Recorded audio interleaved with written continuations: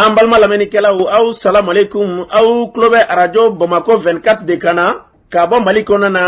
minnu bɛ k'an lamɛn jamana fan o fan jamana kɔnɔ ni jamana kɔ kan k'aw bɛɛ lajɛlen fo ni k'aw koɲuman dɔn aw sɔgɔlen b'aw ka arajo Mali la Bamako 24 min bɛ yen n'a bɛ kunnafoni latɛmɛ aw bɛɛ lajɛlen tɔgɔ la diɲɛ ma don o don a balimakɛ n'aw denkɛ Abdulaye Kulibali fɛ k'a sɔrɔ ɲɛmaaba n'i y'a sɔrɔ o bɛ tali i ka jɛjɛ sari la ale bɛ ka baaraw bɛɛ lajɛlen jateminɛ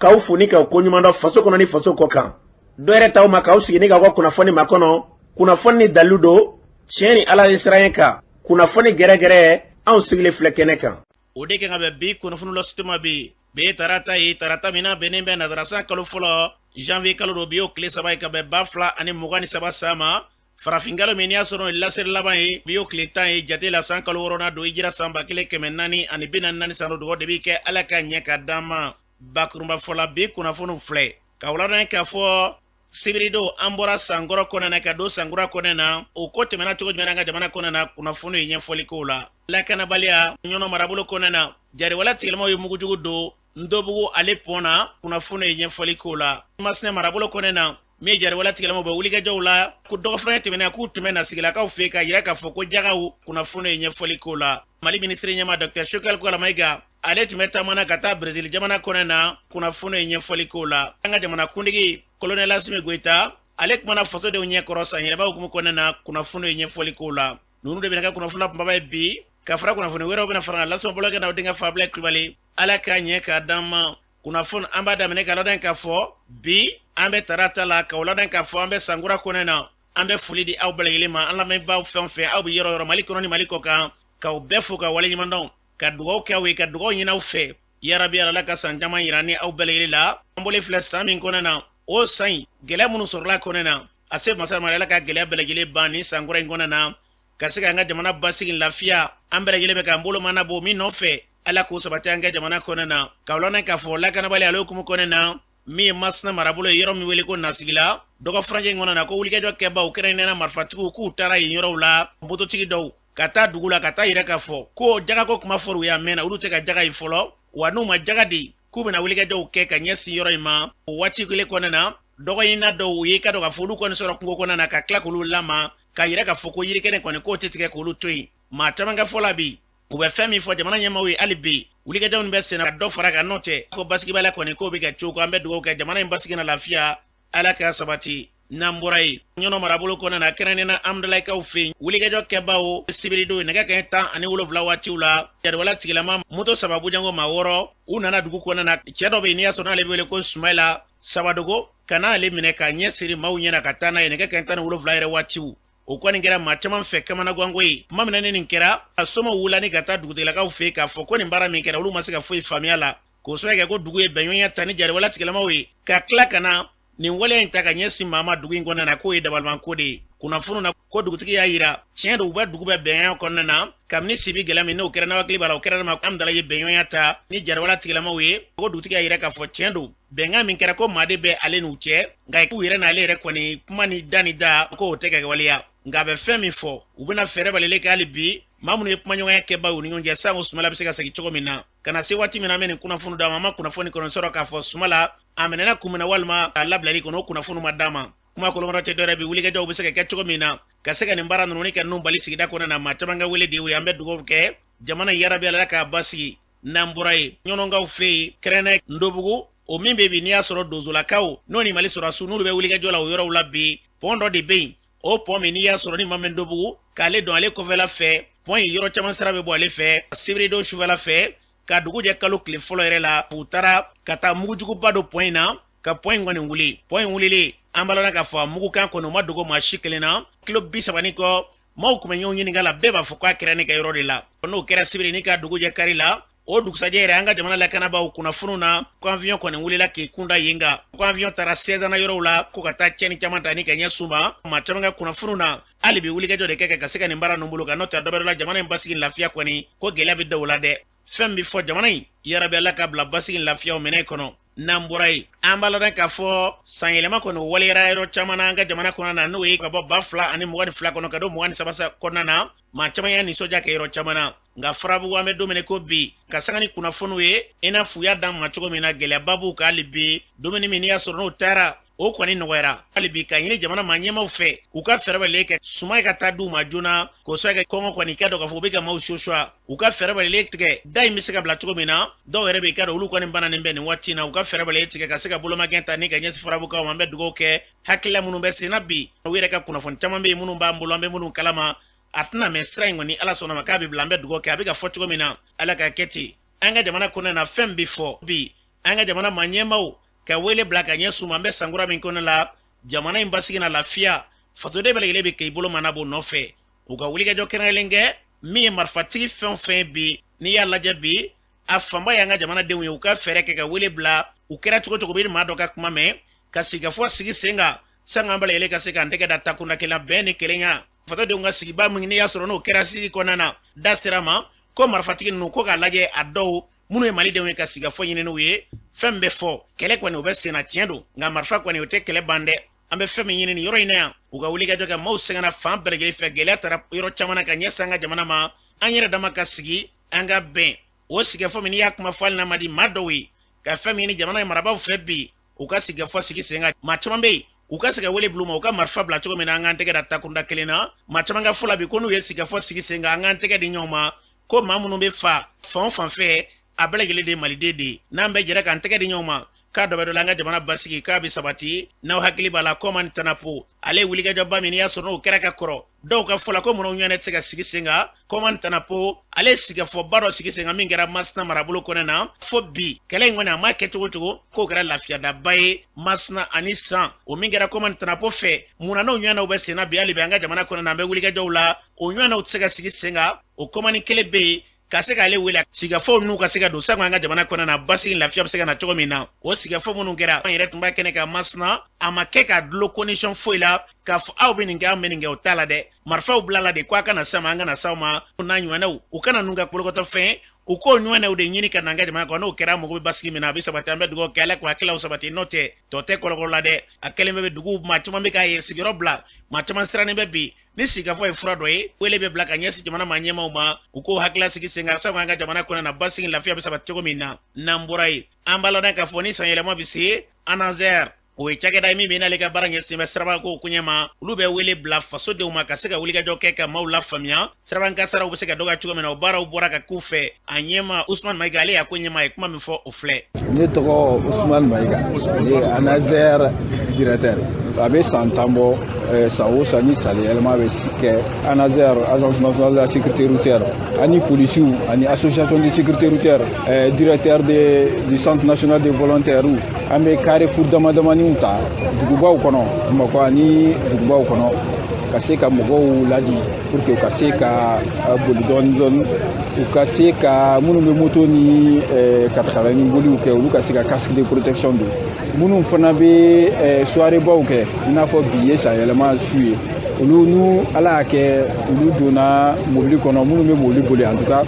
u k'u jija u kana furakisɛninw ta mun bɛ mɔgɔ bɔ i hakili la ou bien ka dulɔ min ka mobili boli an bɛ o sensibilisation de la an bɛ ka fɛn fana fɔ mɔgɔw ye pour que u ka se ka code de la route respecter parce que a yira la k'a fɔ an ka dugubaw kɔnɔ i man ka tɛmɛ kilomètre 50 kan n'i bɛ boli la n'i bɛ voyage siraw la i n'a fɔ n'i bɛ ka bɔ Bamakɔ ka taa Segu ou bien ka taa Sikaso o ye voyage siraw ye n'a bɛ f'o ma interdit i man ka tɛmɛ 90 km/h kan ani policiers fana bɛ baara mun na u bɛ ka appareil b'u bolo mun bɛ mɔgɔw sɛgɛsɛgɛ ni mɔgɔw minnu ye jimafɛn juguw ye u kana se ka mɔbiliw boli donc olu bɛ sɛgɛsɛgɛ circulation na ni e mun sɔrɔla k'a fɔ ko i ye alcool ta ka mobili boli walima ka moto boli ɲangati i bɛ da i kan i ka moto fana bɛ minɛ i la pour que i ka to yen fo ka i ɲɛma jɔ filanan fana ye mun ye ani gendarmew fana bɛ baara la siraba olu fana radariw b'u bolo u bɛ ka jateminɛ kɛ pour que ka vitesse kɛlɛ minnu bɛ excès de vitesse kɛ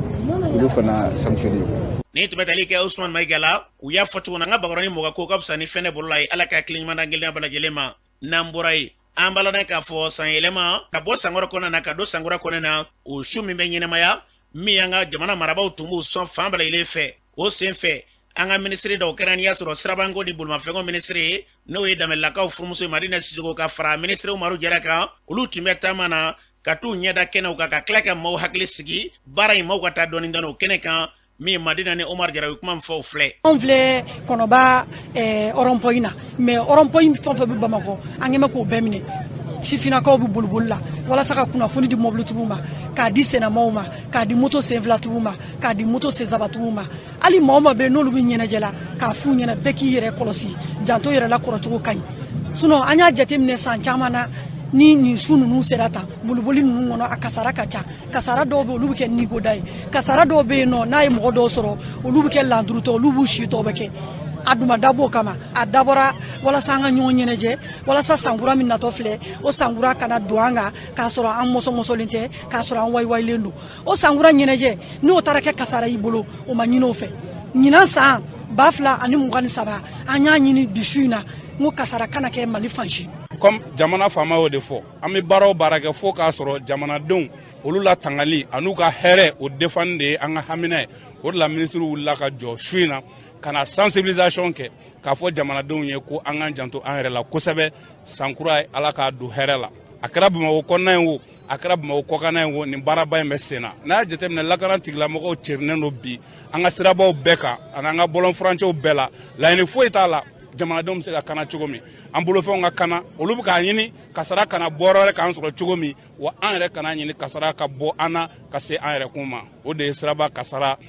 o la tangali laɲiniba ye. Ne tun bɛ tali kɛ an ka minisiri Madina Sisoko ka taa se Umaru Jara u ye kuma min fɔ baara in tɛmɛna cogo min na ɲinata kɛra cogo min na ale ka san caman ta yira an na ten n'an bɔra yen o baaraw bɛɛ lajɛlen kɔfɛ san yɛlɛmani n'i y'a sɔrɔ o kɛra sibiridow sufɛla fɛ n'i ka dugujɛ kari la Mali jamanatigi Colonel Assimi Goïta a ye kuma min fɔ faso dɔw ɲɛkɔrɔ o filɛ. Sankura hukumu kɔnɔna la a ka di ye ka foli bila maliyɛnden bɛɛ lajɛlen ma Mali jamana kɔnɔ ani Mali jamana kɔ kan ani an baden farafinw minnu ye Mali jamana dɛmɛ a ka yɛrɛmayɔrɔya kɛlɛ la a n'a ka ɲɛtaga kɛlɛ la. Sankura min jɔlen filɛ n'o ye san 2023 ye an b'a ɲini Ala fɛ Ala kɛ basigi ye Mali jamana ma lakana ye Mali jamana ma ɲɛtaga ye Mali jamana ma ka folikan bila maliyɛn bɛɛ lajɛlen cɛ fara muso kan sabula da kan san 2022 n'o mun tɛmɛnen ni gɛlɛya kun taara ɲɛsin Mali jamana ma mais Ala ni maliyɛnw ka faso kanu u ka cɛsiri u ka wuli ka jɔ jamana in kisira ka tanga kumasulu ma jamana in kisira ka tanga maloya ma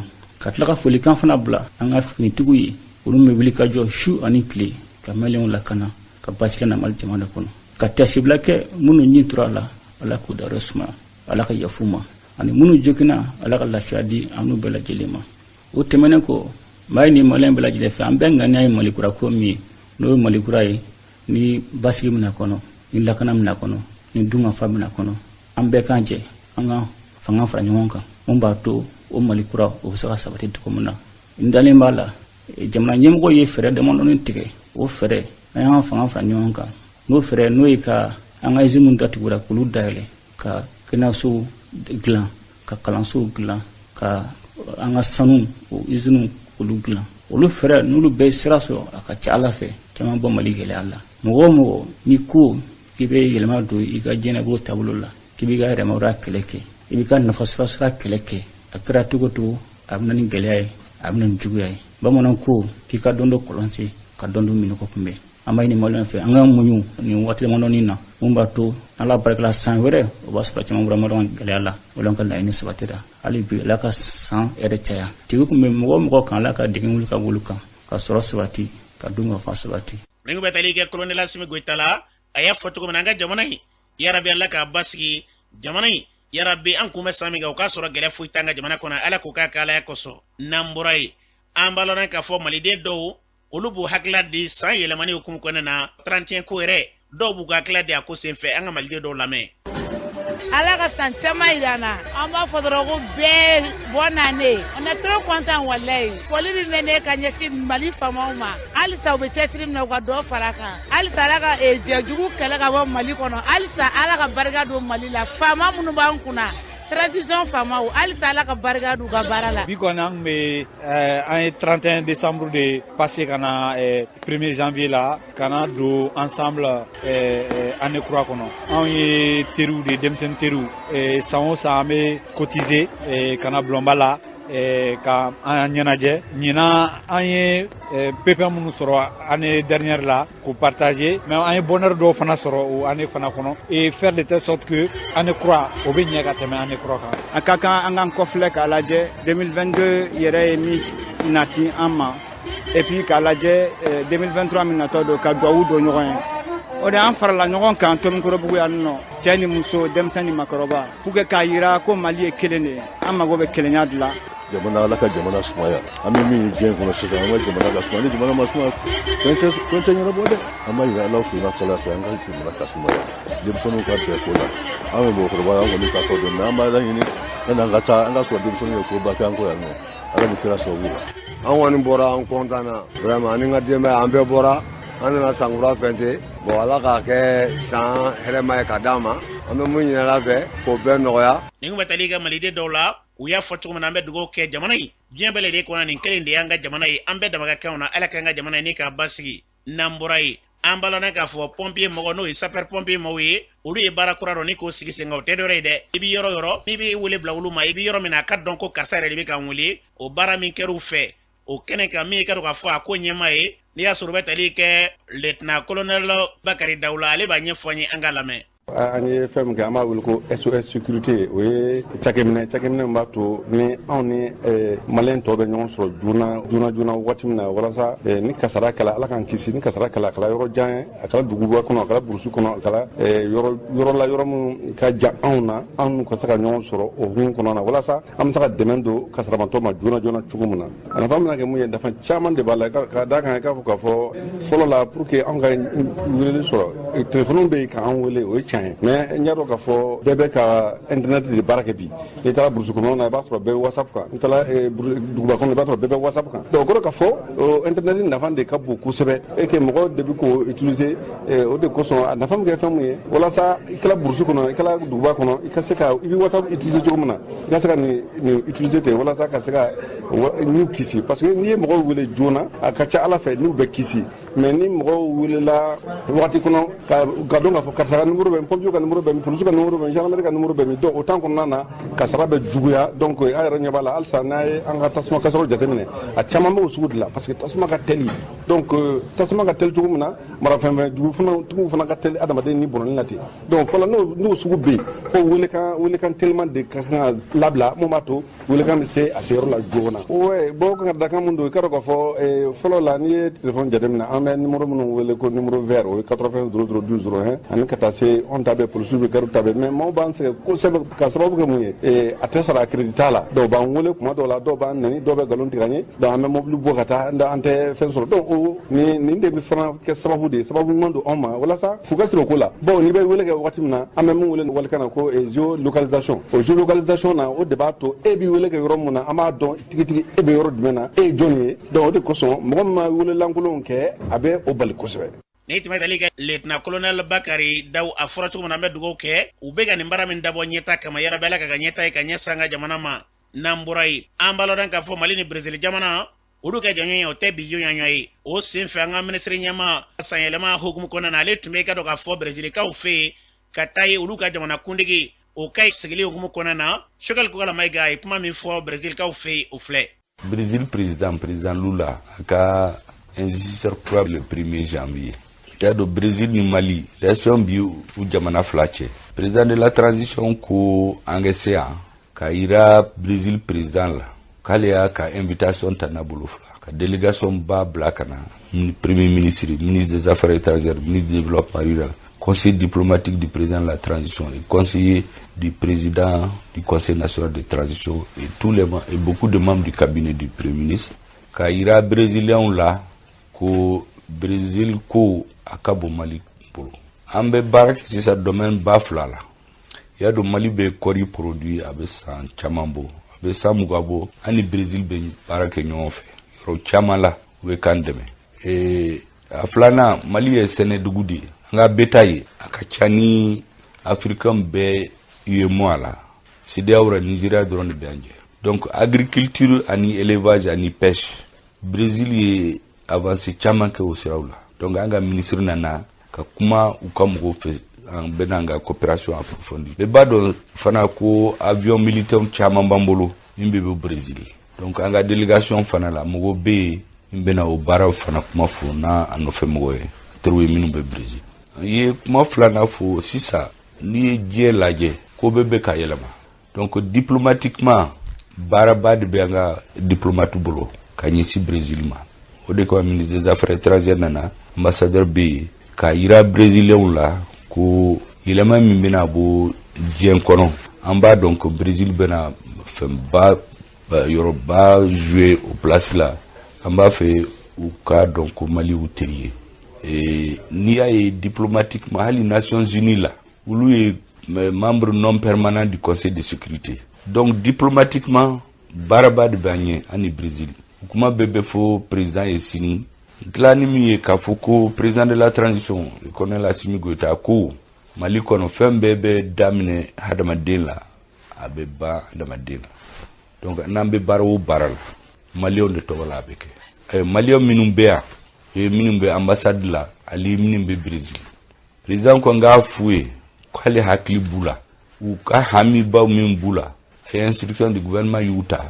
baara min sera ka kɛ n'a fɔ sini o de ye kumaba min nana ye ni bɛ tali kɛ Choguel Kukala Maigala Mali ministre ɲɛma fɔrɔcogo na an bɛ dugawu kɛ jamana fila ni ɲɔgɔn cɛ bɛnɲɔgɔnya sira ni teriya sira minnu bɛ yen Ala ka yakubaya n'an bɔra yen an balona k'a fɔ banikɔkaw fɛ yen kɛrɛnkɛrɛnnenya Joyila marabolo kɔnɔna na olu bɛ nisɔndiya ko b'a la k'o sɔrɔ ka arabadon sufɛla fɛ bɛɛ bɔra ni ka kunnafoni sɔrɔ ka yɛrɛ k'a fɔ olu ka sirako kuma min tun bɛ yen n'a mɛnnen tun bɛ kosɛbɛ kosɛbɛ o sirako kɔni jamana ɲɛmɔgɔ y'a latigɛ k'a fɔ ko sira in baara yɛrɛ a bɛna daminɛ a tɛna mɛn bilen u ka sirako yɛrɛ o faraɲɔgɔnkulu n'i y'a sɔrɔ jɛkulu min sigilen tun b'a ko kunna o Deva Yusufu Aidara ale b'an bolo ni waati na nɛgɛ k'a b'a ɲɛfɔ ye e ye jɔnni ka bɔ mini ne tɔgɔ ye Yusufu Aidara ka bɔ Masigi ne ye entrepreneur ye n bɛ baara kɛ ni min dɔw ye collectif Banikɔ sirako fɛnɛ la jɛkulu min sigira Banikɔ sirako ka taa Joyila ka taa Wale fɔ Kebla o jɛkulu o denbaya bɛ n bolo Yusufu Aidara an ye kunnafoni sɔrɔ dɔgɔfurancɛ tɛmɛnen na ko aw tun bɛ kɛlɛ la sira min nɔfɛ ko jamana ɲɛmɔgɔw k'u ye sira in dilali ta ba la o ko bɛ cogo di aw bolo Abdoulaye kɛrɛnkɛrɛnnenya la n bɛ yɛrɛ fo fɔlɔ i ka fasokan na mɔgɔ caman bɛ o de b'a to a sigiyɔrɔ la ka fɛn caman lasɔrɔ e ka wulikajɔ n'i ka cɛsiri sababu la donc an bɛ ni baarakɛɲɔgɔnw bɛɛ fo fɔlɔ n'i ko nisɔndiyabaatɔ ma k'a ka tasuma fiyɛ n'a nuji ma faga daji b'a faga arabadon su ka dugu jɛ alamisa la k'a fɔ Banikɔka bɛ yen min sunɔgɔra Ala ni nisɔndiya fɛ depuis san ma an bɛ fɛn min kasi la n'an bɛ danna an bɛ wuli n'a ye Ala y'o kunnafoni duman n'o fiɲɛ duman ci anw kan araba su ka dugu jɛ alamisa la n'o ye an ka Banikɔ sirako ye Joyila Masigi Dɔnba ka se fɔ Kwale fɔ Kebla Joyila kana Togo kana Dɔnba o baara kɔni o fɛngɛw bɛɛ bɛ bolo la a tɔ ni Ala sɔnna ma fɛnɛ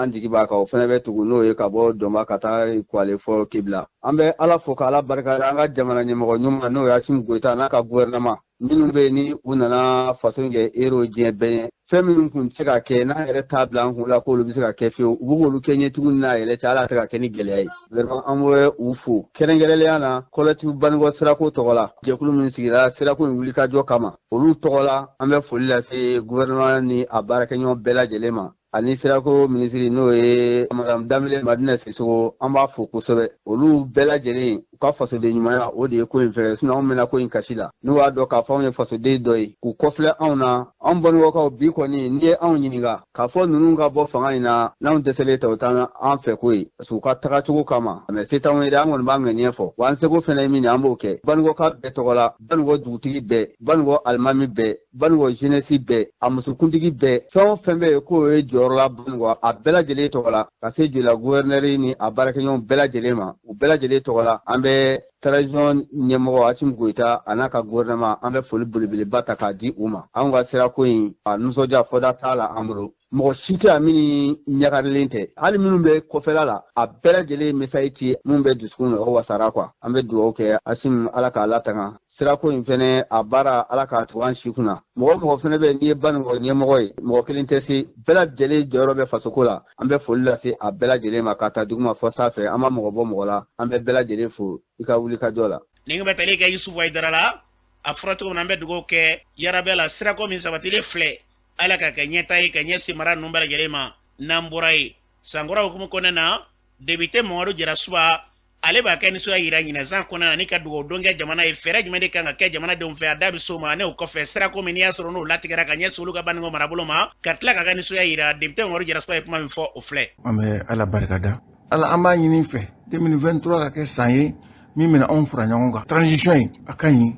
bɛɛ k'i ta bila an ka transition nin kunjago ɲuman an k'o ɲɛɲini n'an kɔnna k'a giri k'a fɔ diyagoya la an kana la forme républicaine o ka ɲi dɛ o bɛ na o diyagoya o nali ye mais an k'a lajɛ fana bana minnu bɛ yen n'olu y'an se yan o banaw ka se ka furakɛ ni tiɲɛ b'i bolo ni nkalon bɛ dɔ bolo a lajɛ i k'a lafaamuya i ka tiɲɛ na pour que an bɛɛ ka don da kelen fɛ Mali ko nin a ka se ka kɛ hakilinaba kelen ye 2022 gɛlɛyala anw ma ɲangili minnu kɛra anw na minnu man kan ka kɛ u bagala anw ma k'a ɲagi o ɲangili nana mun ye a nana embargo ye embargo nin kɔnɔna la an ka saraw ma jɔ embargo nin kɛra la Mali a y'an ka ko caman bolo da san tɛmɛnen an ye faamuyali minnu sɔrɔ n'o ye Mali ka yɛrɛma hɔrɔnya ka tɛmɛ o sira fɛ an bɛ Ala deli la 2023 an ka tɛmɛ n'o sira kelen ye k'a fɔ ko bon an ka yɛrɛma hɔrɔnya a tɛ sɔrɔ foyi fɛ ni an ma fara ɲɔgɔn kan anw ni Faransi ou bien communauté internationale an du contre la dɛ an b'u wele bila u la anw ka hakilinata u ka taa ni o ye mais ko nana fɛn imposer an kunna vraiment min t'anw ka taasira ye n'u nana k'u b'anw dɛmɛ k'anw dɛmɛ tiɲɛ kan n'i b'a fɛ k'i teri dɛmɛ i k'a dɛmɛ tiɲɛ kan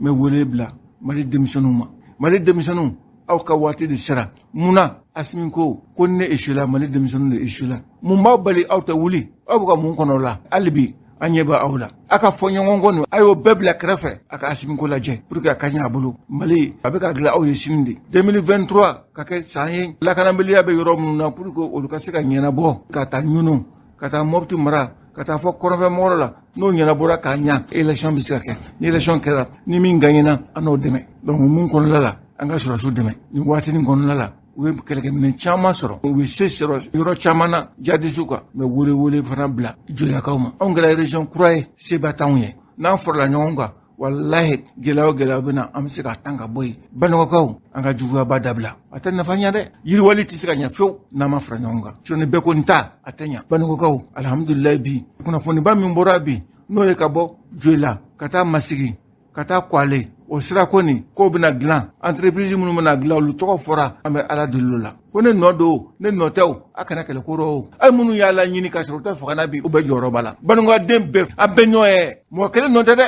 sira ko nin n'a daminɛ la an ka ɲɔgɔn kun ni min ka foro bɛ t'a la ni min ka yɔrɔnin bɛ se ka t'a la mankan kana b'o la hali minnu yɛrɛ bɛ yen bi n'u bɛ tunga fɛ u bɛ nisɔndiyalen dɔ bi e k'a fɔ k'e kelen nɔ dɔ bi o bɛ mun ɲɛ e an bɛɛ jɛlen ka hami da nin kan o de y'a to Ala de y'a don an la ka nin sira nin dilan dɛmɛbaa jɛkulu foyi t'a la fo Mali yɛrɛ bɛna wari bɛɛ bɔ miliyari 70 donc o ye fɛnba ye an bolo bɛɛ min y'o sɔrɔ bɛ Ala ko bɛɛ sabati an ka dimiw bila an ka jɛn an ka essayer ka jamana nin dɛmɛ ka foli laban ni Asimi ye ko n b'a fo k'a ka équipe fo a n'a ka colonel caman min b'a kɔ ka sini kɛnɛya d'u ma u bɛ baara min na u ka dɔ fara o kan parce que yɛrɛma hɔrɔnya Mali boli gɛlɛya kɔnɔ o tɛ ɲɛ fɔ cɛsiri kɔ Ala ka jamana nin sigi a sen kan a ka to bɛ nin kan salamu ni bɛ tali kɛ député Mamadu Jara la a fɔra cogo min na an bɛ dugawu kɛ Ala ka ɲɛta ye ka ɲɛsin an ka jamana ka taa se Mali bɛɛ lajɛlen ma n'an bɔra yen an b'a lɔn k'a fɔ Sahel institution o kɔni ka dɔn k'a fɔ kulu dɔ sigilen sen kan o Sahel jamanaw ka se ka fɛɛrɛ ɲɔgɔn bɛɛ lajɛlen kɛ gɛlɛya minnu bɛ yen fura bɛ se ka sɔrɔ la cogo min na u kɛrɛnkɛrɛnnenya u ni jamana ɲɛmaaw ɲɔgɔn ye o senfɛ Musa Kondo b'a ɲɛfɔ an ye lajɛren wolola fɛn jumɛn de la an ka lamɛn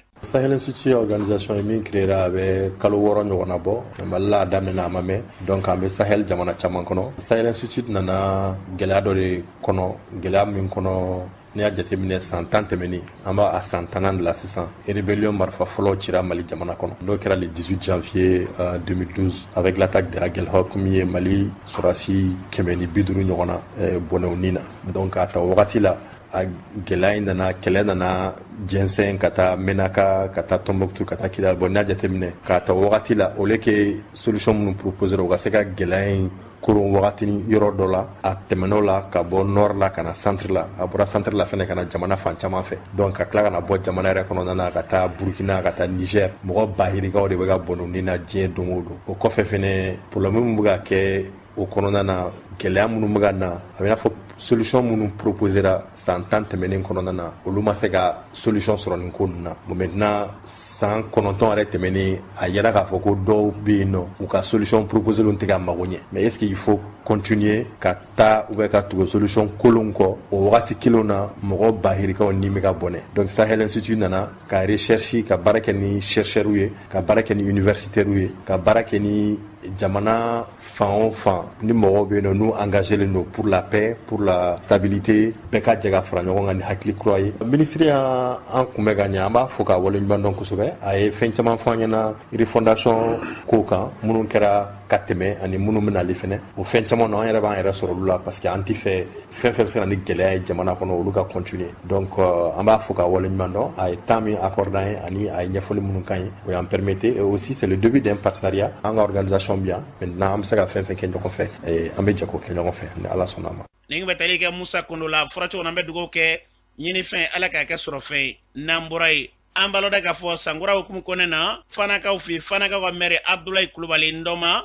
ale b'a kɛ sɔmɔsɔn foli kɛ bi a kuma min fɔ o filɛ. Ne Abdoulaye Kulubali commune Degeye ka maire ne Fana. Ne bɛ foli ɲɛsin jamanaden bɛɛ lajɛlen ma kɛrɛnkɛrɛnnenya n'an ka commune denw ni foli kɛ u bɛɛ lajɛlen na ka foli kɛ an ka jamana ɲɛmɔgɔw la sankura in Ala ka hɛrɛ d'an ma tɔɔrɔ minnu b'an kan Ala k'olu wuli ka bɔ an kan an filɛ sankura min kɔnɔ nin Ala ka kɛ hɛrɛ san ye Ala kana kɛ tɔɔrɔ san ye sankura min tɛmɛna nin gɛlɛya caman sɔrɔla a kɔnɔ ka daminɛ an ka embargo ko ninnu na sanctionnement min kɛra an na a ye gɛlɛya caman se jamana ma o kɔfɛ marifa bɛ maa minnu bolo jamana fan o fan fɛ ni sɔrdasiw tɛ an b'a ɲini jamanaden bɛɛ lajɛlen fɛ an bɛɛ ka marifa bila an bɛɛ ka ɲɛsin jamana ma n'an bɛɛ y'an ɲɛsin jamana ma ka jamana minɛ a ka ca Ala fɛ jamana bɛ k'an sago ye kasara caman y'an sɔrɔ sanjiko kasaraw b'a la an b'a ɲini Ala fɛ o gɛlɛya ninnu yɛrɛ de Ala k'an bɔ a bɛɛ kɔnɔ ka na ni hɛrɛ belebele an yɛrɛw ka fana min filɛ nin ye gɛlɛya caman talen don k'an sɛgɛrɛ yan nɔ mɛ bi alhamdulilayi an tɛ se k'a ko gɛlɛya banna o fana marabolo bilama kɔni a lakana caman farala kan parce que lakanaba camanba de dira an ma sisan polisi caman bɛ yan gardi caman bɛ yan gendarme caman bɛ yan escadron bɛ yan u bɛ k'u seko kɛ u nanen n'u nabaliya ma kɛɲɛ fiyewu fiyewu gɛlɛya bɛɛ lajɛlen bannen o se bɛ Ala de ɲɛ tɛ u b'u seko la. Bi a ka mara kɔnɔ la mɔgɔw b'a fɔ ko lakanaba minnu bɛ yen n'o ye polisilakaw ye dɔw b'a fɔ ko u b'u nane u ka baara kɔnɔ la dɔw bɛ u plɛn n'u ye kosɛbɛ aw minnu ye maire ye aw bɛ ka labɛn jumɛn tigɛ ka ɲɛsin baaraw ma. Baara o baara ni jamakulu de b'a kɛ i b'a sɔrɔ dɔw ka ɲi dɔw man ɲi ɲumankɛlaw b'a kɔnɔ jugumankɛlaw b'a kɔnɔ u bɛɛ tɛ kelen ye ni fɛn minnu kɛra n'o tɛ ko ɲɛta ye an bɛ kunnafoniyaw d'u ma k'a fɔ k'o man ɲi. Kumakan laban ye min ye ka si ni kɛnɛya di an bɛɛ lajɛlen ma k'an bɛɛ kelen ma ciba kanu kɔsɔn sɔli ala rasuli. Ni kun bɛ tali kɛ Abdoulaye Kulubali la a fɔra cogo min na an bɛ dugawu kɛ yɛrɛ bɛɛ la ɲinɛ san Ala ka kɛ san hɛrɛma ye an ka jamana ka basigi san ani k'o kɛ ɲinɛ ye n'an bɔra yen an bɛ taa jamana kɔkan na Mohamed Samakɛ mun b'e bolo bi. An karamɔgɔ y'a fɔ cogo min na an bɛ taa Angolakaw fɛ yen min ye Angola jamanatigi kɔrɔ n'o ye Eduardo dos Santos ale denmuso fɔlɔ n'o ye Isabel dos Santos ye ko wulikajɔ kɔni b'a nɔfɛ nin waati in na u ka kiiri tigɛlamaw fɛ u ka kiirisoba min n'a bɛ wele ko Cour suprême ko olu kɔni ye wulikajɔ kɛ ni ka se ka dollar wari miliyari 1 ɲɔgɔnna kɔ o ndaraka la o kuma ko halisa ko sɛgɛsɛgɛliw bɛ sen na nafolo min b'a bolo a bɔra yɔrɔ min na walasa ka se o dɔn n'an bɔra yen Gambie jamanakuntigi kɔrɔ n'o ye Yaya Jammeh ye ni ale kɔni gɛnna ka bɔ Gambikaw fɛ yen n'a a bɛ san 6 bɔɲɔgɔn bɔ a yirala k'a fɔ k'a bɛ wulikajɔ la nin waati in na ni ka kɔsegi bɛlɛ k'o da fɔcogo wɛrɛ la ni ka segin ka na Gambikaw fɛ yen n'an bɔra yen an bɛ taa Guinée Équatoriale la an b'a dɔn k'a fɔ min kɔni gɛlɛya ye ko o bɛ yen bi kosɛbɛ dɛ kɛrɛnkɛrɛnnen maliden minnu n'olu sigilen bɛ Guinée Équatoriale kaw fɛ yen k'a daminɛ faaba la n'o ye Malabo ni ka se Bata ko gɛlɛya kɔni b'u dala kosɛbɛ kosɛbɛ o kuma k'u bɛ wele bila jamana ɲɛmɔgɔw ma n'o ye Mali maa ɲɛmɔgɔw ye wulikajɔw kɛ joona joona walasa ni gɛlɛya bɛ se ka bɔ malidenw dala cogo min na n'an bɔra yen an bɛ taa Burkina an b'a dɔn k'a fɔ min ye pankuru jigikɛnɛba dɔ n'a bɛ wele ko aéroport international de Burkina ko o dilanli baara kɔni bɛ sen na kunnafoniw ka fɔ la ko ka maaw to o dilanli la jumadon min ye dali dɔ ye ko o kɔni karila ni ka bin maaw kan min kɛra sababu ye ni ka maa caman kɔni ka olu kasaraw ne na wa ka maa caman fana ko o jogi o kuma ko sɛgɛsɛgɛliw bɛ sen na ko min y'a to nin kɛra ka ɲɛsin maaw ma n'an bɔra yen sisan an bɛ taa Sénégalikaw fɛ yen an b'a dɔn k'a fɔ min ye Sénégal jamana ye ko olu kɔni ye kɛlɛkɛcɛw ka daga yɔrɔ kura dɔ k'o dayɛlɛ Sénégalikaw fɛ yen nin kɛra Sénégal marabolo n'o ye Koungheul ka taa Kundiri ale marabolo kɔnɔna la ni ka surya u ni Mali dancɛ la ko ni kan sigikun tɛ dɔwɛrɛ dɛ lakanabaliya min na a bɛ Sahel jamana kɔnɔna la ko ka se ka wulikajɔ kɛ o bɛ se ka kɛlɛ cogo min na kunnafoni laban sa Guinée Conakrykaw fɛ yen min ye nin maa kɔfɛlen ye n'ale tɔgɔ ko Abdoulaye Bangoura ko ale kɔni ye wulikajɔ kɛ ni ka a yɛrɛ sata ye fɔcogo wɛrɛ la ni ka juru don a kan na ka se ka a yɛrɛ bɔnna la ko a bɛ kɛ waati min na k'a kɛra a ka sokɔnɔna la ko maa si kɔni kun tɛ kun kan sɛgɛsɛgɛli fɔlɔ minnu kɛra sa ko an nana ye k'a fɔ ko ana kɛ gɛlɛyaw kɔni farafara ɲɔgɔn kan nin maa kɔfɛlen ka ɲɛsin maa kɔfɛlen ma min kɛra sababu ye ka a yɛrɛ bɔnna a la an ye kunnafoni min sɔrɔ jamana ko kan Abdoulaye Kulubali o la kuma wɛrɛ tu ye Mohamed Samakɛ i y'a fɔ cogo min na an bɛ dugawu kɛ jamana in yarabi Ala ka se diɲɛ jamana bɛɛ lajɛlen ma Ala ka basigi lafiya ni k'o cogo ka bɛɛ fo ka bɛɛ waleɲuman dɔn Ala ye ɲinɛ yirana cogo min na Ala ka san caman yirana ten an bɛ aw bɛɛ fo ni k'aw bɛɛ barika da